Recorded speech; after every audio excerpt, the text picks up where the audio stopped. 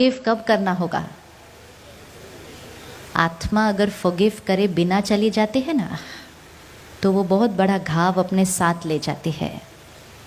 और फिर जब वो फिर कभी उस सोल को मिलती है तो उसको समझ ही नहीं आता मुझे इनसे क्यों प्रॉब्लम है, मुझे ये अच्छे क्यों नहीं लग रहे हैं।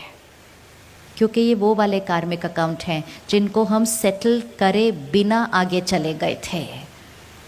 Art of dying, art of dying means हमेशा मन चित रेडी रखे, पैक्ड। जैसे कुछ लोगों को बहुत ज़्यादा ट्रैवल करना पड़ता है ना, उनका एक सूटकेस पैक्ड होता है, क्योंकि उनके पास सूटकेस पैक करने का भी टाइम नहीं होता है। एक इंस्ट्रक्शन आती है और वो भागते हैं। इसी तरह यहाँ का जो कार्मिक अकाउंट है ना, ये हमेशा सेटल्ड होना चाहिए, ताकि मैं आत्मा अगर अभी शरीर छोड़ूँ, मेरा सब हिसाब किताब सेटल्ड हो। एक होता है फाइनेंशियल हिसाब किताब, लेन देन। अगर लेन देन भी पूरा किए बिना आगे चले गए ना, तो फिर वो किसी जीवन काल में सामने आते हैं और हमारे बहुत सारे पैसे लेके चले जाते हैं। आप सुबह सुबह 7 बजे खाली सड़क पर अपनी नई गाड़ी लेके निकलते हैं, वो गोल चक्कर पर सामने से कोई आता है, खाली सड़क है, फिर भी आके टक्कर लग जाती है। सुबह सुबह हमसे 2000 रुपये लेके चला जाता है और हम कहते हैं इससे खाली सड़क पे इधर ही आना था, मेरी गाड़ी को टक्कर मारनी थी। फिर हम बैठ के सोचते हैं मैं 7 बजे क्यों निकली, 7 की जगह 6:45 निकलती, ये रोड पे क्यों गई, वो रोड पे क्यों नहीं गई, रोज़ उस रोड पे जाती थी, आज ही इस रोड पे क्यों गए। क्योंकि उनको मिलना और वो 2000 देना, ये कार्मिक अकाउंट इतना एक्यूरेट होता है कि हमने उनको मिलना ही मिलना है। वो आएंगे, बड़े प्यार से आपसे 2000 रुपये लेंगे और चले जाएंगे। उसके बाद ज़्यादा परेशान होना नहीं चाहिए, बोलना चाहिए चलो पिछला कोई हिसाब किताब था पूरा हो गया, दे दिया उसको, ख़त्म किया। 2000 रुपये तो इजी होता है देना, कुछ हिसाब किताब उससे ज़्यादा कॉम्प्लिकेटेड होते हैं, उससे ज़्यादा कॉम्प्लिकेटेड होते हैं। और वो जब सामने आते हैं तो हम बहुत सोचते रहते हैं ऐसा क्यों हुआ, उस मिनट क्यों हुआ, उधर क्यों हुआ। This is why it is said कि एवरीथिंग इज़ प्री डेस्टिन्ड, भाग्य लिखा हुआ है ऑलरेडी। लेकिन इम्पोर्टेंट ये है कि लिखा किसने था। प्री डेस्टिन्ड तो है, लिखा हुआ है, लेकिन लिखा किसने था? हमने ही लिखा था अपने कर्मों से। सो प्री डेस्टिन्ड मतलब प्रीवियसली रिटन डेस्टिनी, पहले लिखा हुआ भाग्य। किसने लिखा? मैंने अपने कर्मों से। अब एक है कि चलो किसी के 2000 हमने दिए नहीं, हमने शरीर छोड़ दिया, वो आत्मा सामने ज़रूर आएगी अपने 2000 लेने के लिए, किसी भी रूप में आ सकती है। किसी के साथ हमारा कार्मिक अकाउंट थोड़ा सा और कॉम्प्लिकेटेड होता है।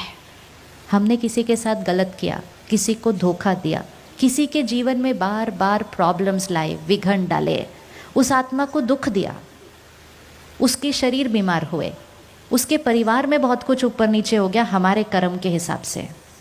किसी के साथ हमने बिजनेस में चीटिंग की, किसी के साथ हम बिजनेस में अनफेयर थे, हमने सोचा हमने सिर्फ पैसों का ही कर्म किया, लेकिन उसकी वजह से उनको दुख मिला, उनका शरीर बीमार हुआ, उनका परिवार बिखर गया।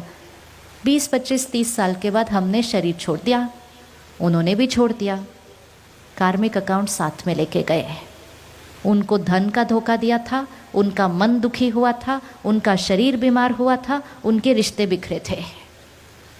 फिर कभी ना कभी हम फिर से ज़रूर मिलेंगे, ये निश्चित है। Because everything is fair, nothing is unfair. ऐसा हो नहीं सकता कि हम किसी के साथ गलत करें या हमारे साथ कोई गलत करे, आत्मा शरीर छोड़े और वहाँ से सब फिनिश्ड। नहीं, क्योंकि जो कार्मिक अकाउंट है वो किसके और किसके बीच है?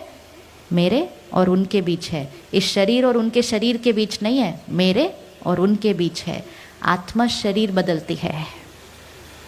सपोज जो पहली मीटिंग हुई, आपकी और उनकी ड्रेस अलग थी, नेक्स्ट वीक मिले, आपकी और उनकी ड्रेस चेंज हो गई, लेकिन झगड़ा तो कंटिन्यूड रहा ना।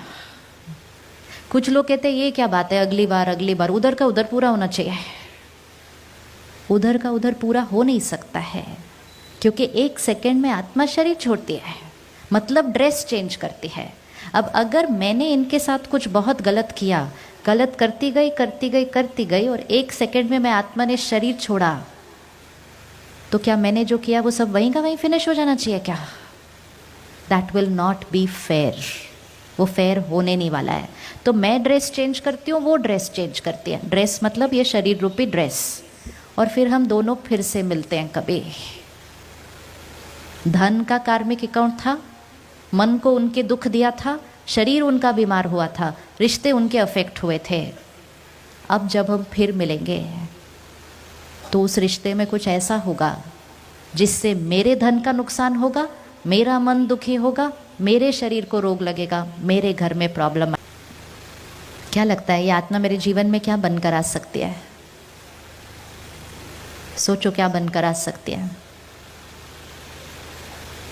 इतना भारी जब कार्मिक अकाउंट होगा तो मेरे थोड़े नज़दीकी आएगी ना किसी रिश्ते के अंदर, आएगी या नहीं आएगी? दूर से इतना बड़ा कार्मिक अकाउंट सेटल नहीं हो सकता है।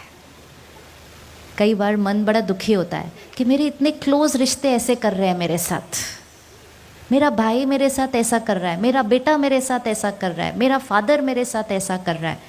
उस टाइम अपने आप को याद दिलाना है, ये वो वाली आत्मा है जिसके साथ मेरा कार्मिक अकाउंट था, सेटल करने के लिए मेरे घर बेटा बनकर आया है, क्योंकि उसको सेटल करने के लिए मेरे बहुत नज़दीक ही आना होता है। अटैचमेंट होगी, रिश्ता बहुत प्यारा होगा, दर्द सबसे ज़्यादा होगा, लेकिन वही तो वो कार्मिक अकाउंट था। उसमें भी अब उनको नहीं क्वेश्चन करना है, अपने कर्म को चेंज करना है, ताकि इस बार वो कार्मिक अकाउंट क्या हो जाए, सेटल हो जाए, हमारा प्रेजेंट भी सुंदर बन जाए, और हम जब फिर मिलेंगे तो वो वाली मीटिंग बहुत अच्छी वाली होगी। इसलिए सामने वाला कुछ भी कर रहा हो, दुखी होकर, परेशान होकर, नाराज़ होकर, नफ़रत करके, अपने कार्मिक अकाउंट को और नहीं उलझाना उनके साथ। वो पहले से ही भारी वाला कार्मिक अकाउंट आगे आया है।